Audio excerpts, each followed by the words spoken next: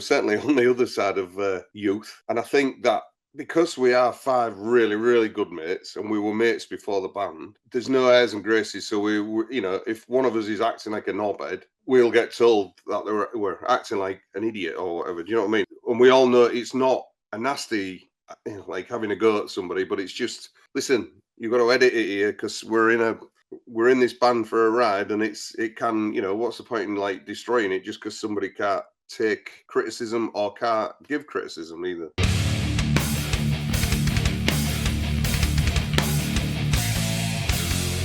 GhostCultMag.com, Keefy here, welcoming back in Jim from Mastiff from the UK. How are you doing, sir? I'm all good, thank you, dude. Yeah. Are you? I'm hanging in there, man. It's been a time already. This year has already been on fire. I'm hanging in there. I'm doing better today, so I'm glad. The whole world is on fire and it's crazy, but I love talking about music with artists, and we have this brand new album with a very distinctive title, Deprecipice. I had to wrap my head around it, so if there's a deeper meaning you will or won't share, let us know, because I was like, that's an interesting choice of words. Well, it's standing on the edge of depression, basically. That was originally it was spelled depress pace. I was whispered into ears, and they said, "Look, you can do it, but you're probably not going to get as far with it." So thought about it and was like, "Yeah, that's better. It is a better title this way." Fair enough. Good to know. Bands, here's some free advice for your music careers. Use the Google machine. It's on your phone. It's in your pocket. It's at your home. Google stuff and see if it'll work or not. Or listen to your mates or your advisors, because we see a lot of mistakes in this department. Or like ungoogleable band names. I understand you don't want to. I'm an artist and I don't want to cater to the machine of fuck social media. I'm totally appreciative of all that and the internet and everything. And like, I just make music. Think a little hard if you care about this shit. Yeah, exactly. But yeah, man. And I mean, another the classic one's Marauder, isn't it? Marauder and Merauder. Yes, there are several Marauders. Yeah, amazing band, but yeah. Yes. And there's a lot of bands that I see pop up from countries that are not the UK or America that have the same name as popular bands already. Not just underground bands, popular bands. Would it took 1 second to look this up and go, maybe a different name. Yeah, well, we're guilty of that as well, I think, a little bit, maybe. Yeah. We've made friends with every other Mastiff in the world, I think, though. So I bet. But you guys have staked a claim, I think, with these last few records. I don't know. I wouldn't know about that, but we'd certainly... Well, that's for me to say and others like me. But, this new album's about to come out. We're about a month out as we chat today, a little over a month. And really excited. Monarch Heavy has been doing a very nice job. Shout out to PR. Shout out to your team in general for, getting the word out. And, we talked a few years... of course. We talked a few years ago, like ahead of this like wave of, this is a frequent topic on our podcast. I do a monthly session with our UK-based senior editor Steve Tovey, who manages the review team and all the reviews that come through, along with our new little crew that also helps him. But we were saying like the last few years have been just a preponderance, for a big word, a preponderance of UK bands that are just absolutely killer, brutal, heavy, underground, but also getting a lot of recognition, and Mastiff was ahead of that curve. Have you like sat back while you worked on this record the last year or two and been like, oh, look at all our mates, or look at all this competition, or look at all these other bands who are from a relative regional area we're from? Like, so many bands, such a good scene right now. Well, I guess there's no competition because it's such a obviously small country compared to the States, but we're just it's so nice to meet other bands, and just everybody's, like you said, everybody's on an A game, I guess. Just the plethora of good albums and good music and good bands coming out of the UK at the moment is crazy. Yeah, we're just lucky that, I don't know, we're in the right place at the right time, I guess. That's fair enough. And I will also say it's not just bands making really killer music, but as a person that is very concerned with lyrics and, lyrical content and bands really standing behind their words, you're one of the bands that's leading that charge in terms of meaningful songs, not just like, oh, we made the most brutal song ever, but like, it's clear that like this stuff means a lot to you. These are the stories of lives in a lot of ways. Yeah, perfect. Yeah, we are very happy with this album in every way, but I think this one lyrically was it was a hard thing again, but yeah, just great, you know. And it was nice having input from the other members of the band this time as well, not just sat with all the weight on my shoulders, I guess. So it was. I enjoy screaming, singing, whatever. The rest of the lyrics. I'm lucky to have such accomplished, you know, band members who were well, English teacher and press and blah blah blah blah blah. So like, it puts me in this little hole where I'm like, oh god, I've got to pull my socks up now to, you know, keep up with these boys because they're such accomplished writers, some of them. So yeah, it's nice. Well, that's the good kind of challenge you want, right? And Yeah, also surely the trust and the rapport with your bandmates to do that. I know, having been in many bands for years and now being a music journalist, that you know ego gets in sometimes. It has with me in the past, which is why I'm not in bands anymore. And I do this. I talk to bands now for about their music, but you know I understand how it is. It's like, well, this is mine, and you get very possessive. I used to. I think other bands do. And also, I want to say, as you get older, not that you're that old, but as you get older and more yeah. experienced, as you get more experienced in making music, I feel like self-editing, either you master it and you're really frank and honest with yourself, you can step outside yourself as close as you are to your art. But also, I find that older bands, more experienced, successful bands, have trouble self-editing.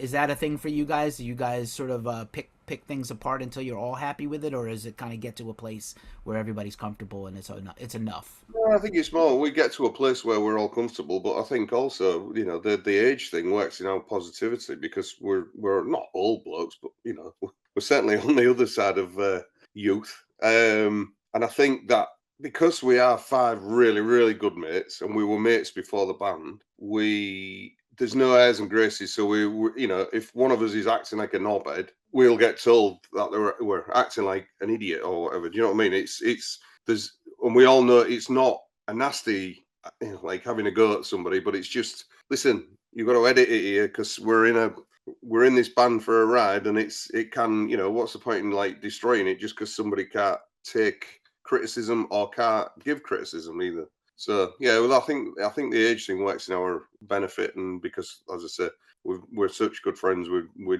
know that there's no venom involved in editing on or whatever you like to say.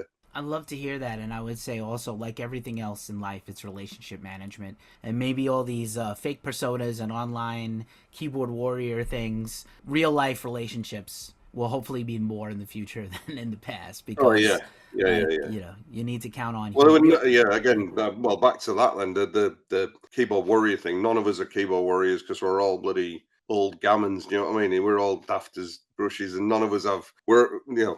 Two of us, other than two of us, we're single typers and all that sort of stuff. So there would never be any keyboard warriors in the band. So Believe me, after like, you know, 35 years, I'm really only up to like 7 fingers or maybe 8 sometimes. When I'm really in a flow, I can type without looking, but it's hard.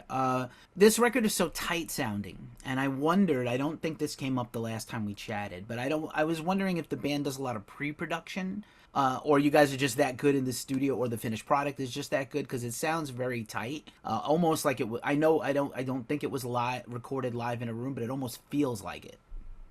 it was no, there's not a lot of pre-production. I mean, because we write live and we write in a studio, it's everything is done to be able to be played live. So I guess there's we're not relying on anything other than what we can do. So other than practicing the songs for a week solid before we went in, that's it. But I mean, there's not a lot of editing. You know, Joe, who owns No Studios where we recorded, he's a master of getting what is needed out of us, I guess. So, yeah, if it sounds tight, it's because it genuinely was played tight. But it was not a live situation like we've done previous. It was a separated couple of days on the drums, couple of days on guitars, blah blah blah. So yeah. Nice work. It's great to see you back, when you have that rapport with somebody like Joe that you trust, right? Because it's hard to find that trust that if it ain't broke, don't break it sometimes. Oh yeah, I'm sure maybe, 2 albums from now, maybe, some bands are like, oh, I need a change, or let's take a different approach, or let's see what we get out of this. But it's really nice to see, and let's be honest, he's worked with phenomenal bands, yeah, he phenomenal has, yeah, records. yeah, Go look up yeah. his He's done. Discogs, everybody. I encourage you to look at his thing, and just your mouth's going to hit the floor on the stuff he's worked on in just a short, just a span of time lately, let Yeah, I alone, mean, his band alone, Pine, is just phenomenal.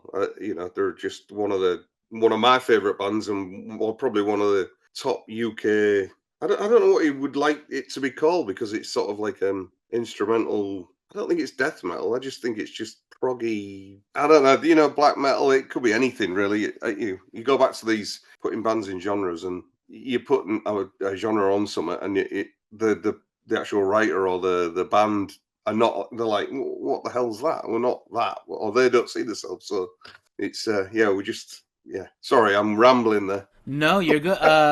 That's for my job is like, oh, that's extreme blackened prog, and like the band doesn't care about that or the label. I also just now learned how to say their band name correctly. Like just recently in a different interview, someone corrected me, and I was saying it wrong the whole way. So Pigeon. yeah, I probably said that, and I'm sure any of our lovely UK folks on our staff could have just corrected me at any time.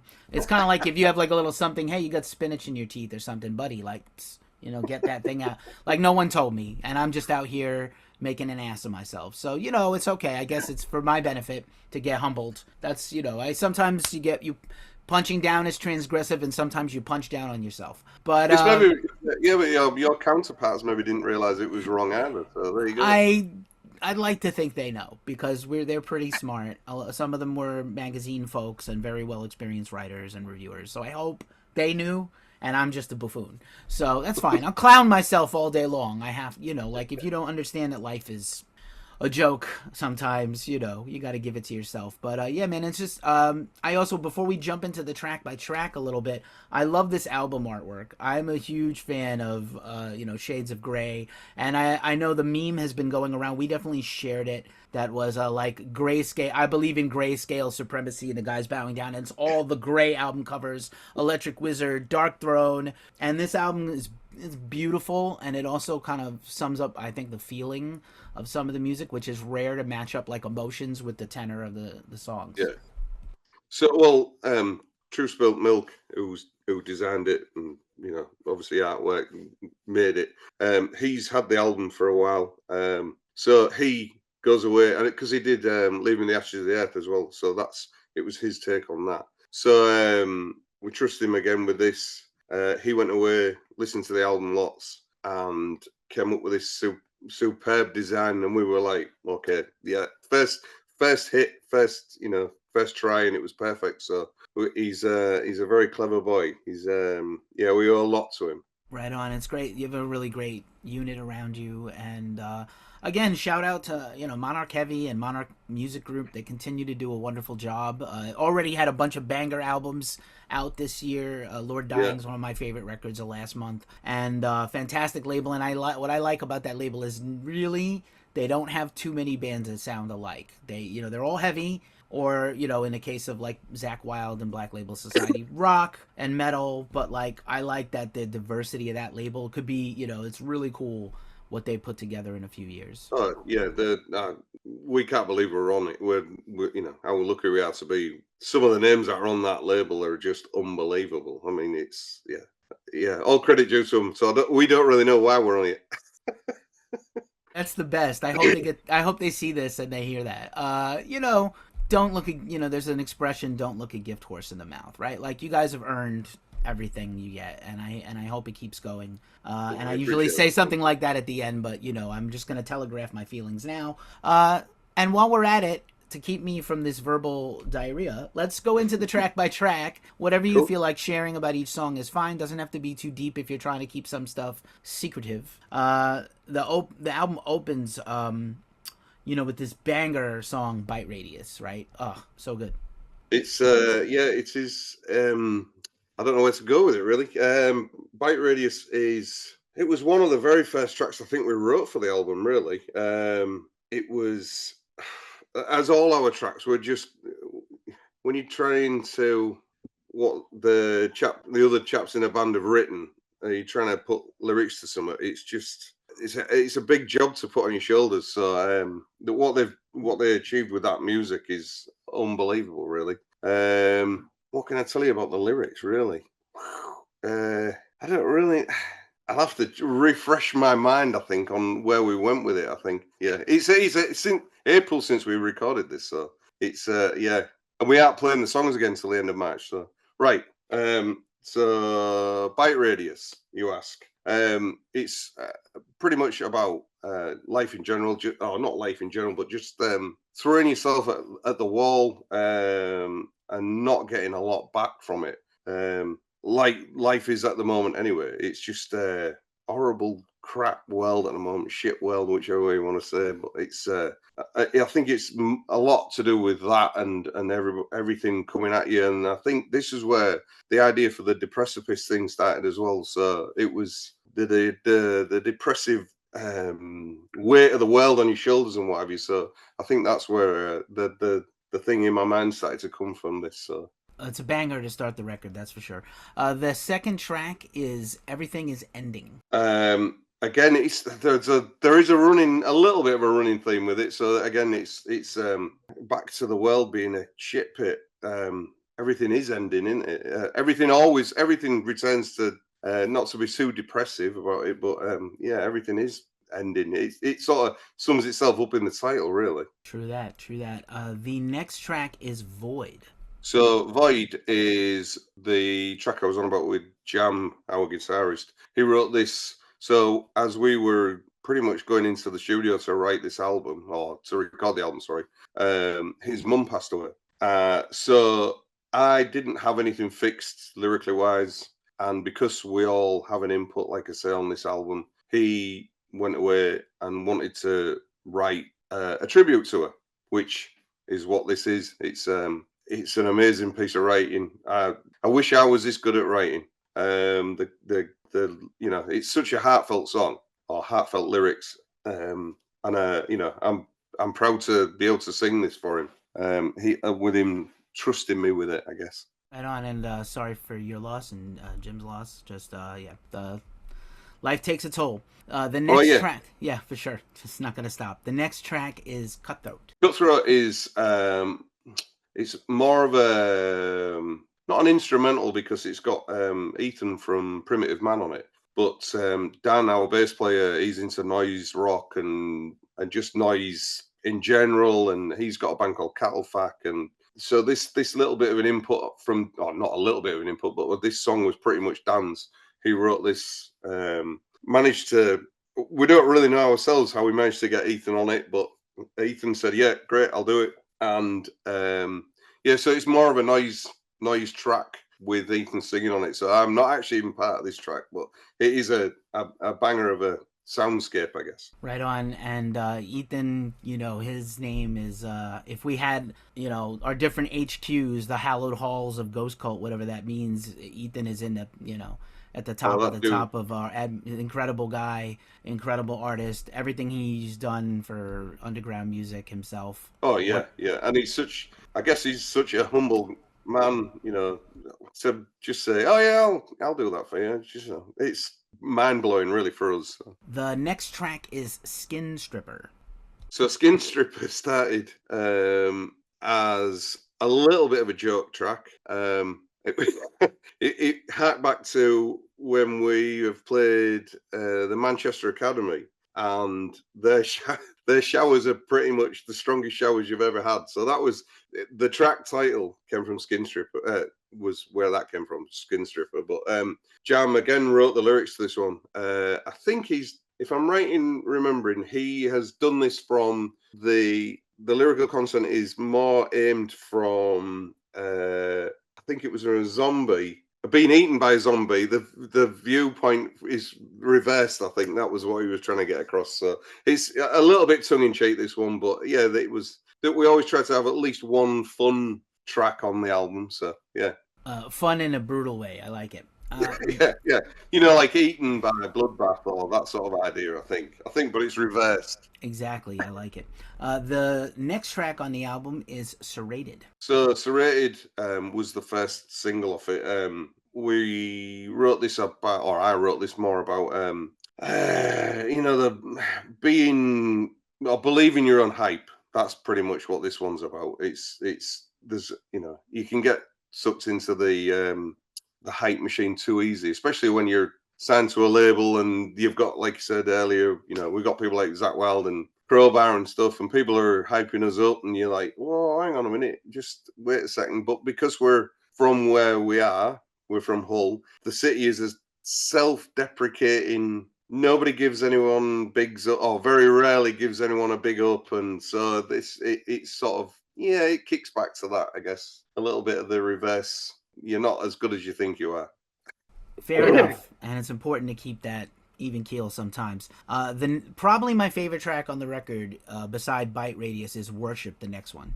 Okay, so Worship. This was pretty much Slayer worship. That's why it's called Worship. And when people hear it, you know, they'll get the riff and they'll get the idea. So that's where this one comes from. There's not, you know, think what's on this one. Rob from Yersin. I don't know if you've heard them, but check them out. He put guitar solo on it, and again, it's back to Kerry King worship. He absolutely adores that band, or that man, sorry, should I say. So that's where that one was. But I think I'm just trying to work out what's.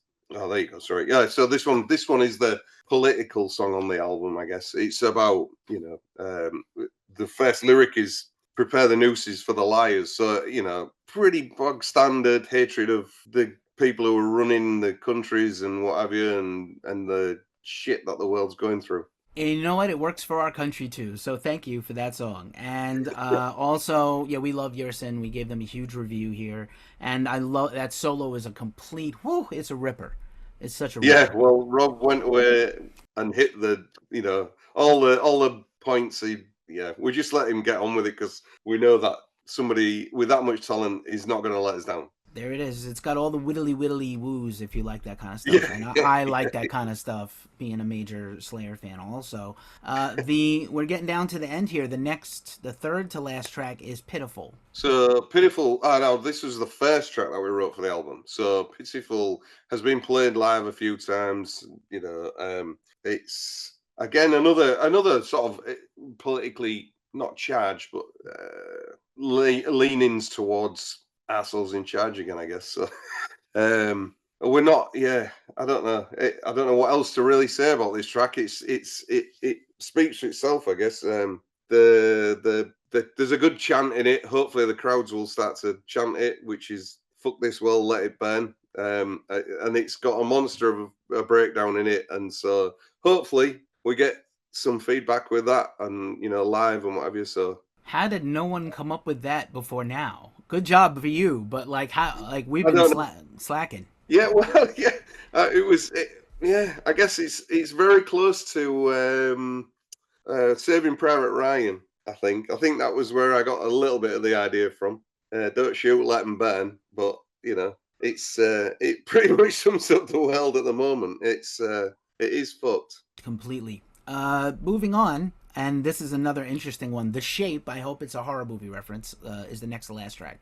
So the shape is something Jam wrote. It's a keyboard orientated track. He has these ideas. So off the last album, Leave Me the Ashes, we had the Hiss, and he has these ideas in his head. He's had these songs written for, I have no idea, but before he joined the band, I think he had these. So he's probably 8 years old, these songs. And he just locks himself in the studio away from the rest of us, generally when we go to the pub. And he, machines these out with Joe and a little bit of, I think Dan helps a lot on it as well. So it's just to give people a break, I guess, you know, as much as anything, because you can't have all dark all the way through, because otherwise people get to it almost. Yeah, of course. And you need to give them, a dip before the next. It's like a roller coaster, right? Yeah, And exactly. Yeah. yeah, good times. Yeah, And try then and take you on a ride, not a car crash, but a ride. Yeah.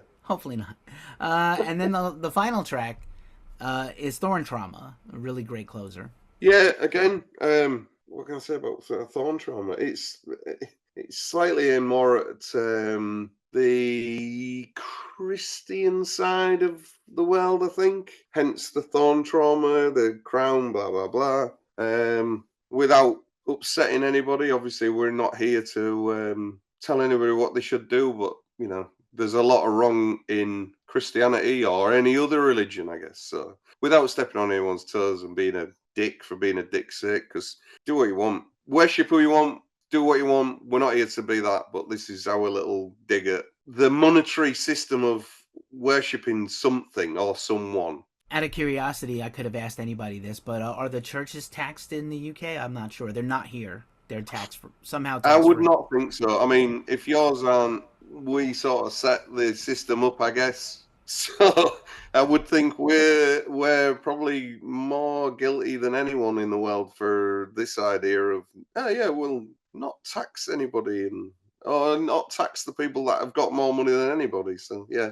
Yeah, Without going into without looking it up, I wouldn't know, but I would think there's a good chance there's a very big tax loophole somewhere. Right, same. I was gonna say major sports franchises are all nonprofits somehow, and churches, unbelievable. Yeah. While people are starving and wars are raging and other things. Yeah. But anywho, we're not gonna solve all that today. I'm glad we have angry music to help get it out of our system. It's important. I always like to end these with a wildcard question, Jim. So I have another one for you, and this is it. If you were gonna book a festival for Mastiff to open, and you're booking the festival, who are your dream headliners for your festival? The Gym Fest. Do they have to be like massive headliners, or is it any level? Or... Any band, living, dead, defunct, whatever you want.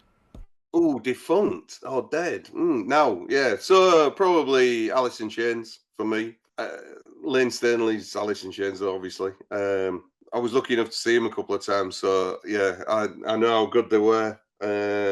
Who else would I like to see? 9 Inch Nails, I guess. They would be spectacular to watch on a massive scale, I guess. Jimi Hendrix, just to say I'd seen Jimi Hendrix. Oh God, who else could you get? It's an open-ended question, really, isn't it? Because if you wanted a festival forever, or you wanted that festival to last forever, which you wouldn't want to work if this was the dream, then you'd have every band ever in the world, and you would just load in a track now and again, every hit list, I guess. So I don't know. Other than what I've told you, I could go on and on and on and on and on. I need the only thing that I need with that is great picks. The only thing I would need is like a wizard to refill my beer the whole time. Yeah, just constant refill. A bottomless cup. Yeah, exactly. A horn, maybe a horn. I don't know if that's too trite, but it's all good. Jim, man, lovely chatting with you again, and congratulations on this album. And all the best to you. We look forward to seeing you live and catching you on festivals and tours, and get you over here. That would be amazing. Oh, we'd love to come. It's just it's logistics at the moment, and the world being as it is. Who knows? Hopefully we get to see you. We'd love to come across and play for you all. We just appreciate any chance we get to do anything at the moment. So it's great, and appreciate you taking your time and asking us to be on. Always a pleasure, man. We'll have you again next time. Thanks so much for hanging with Ghost Cult. We'll see you soon. Thank you, dudes.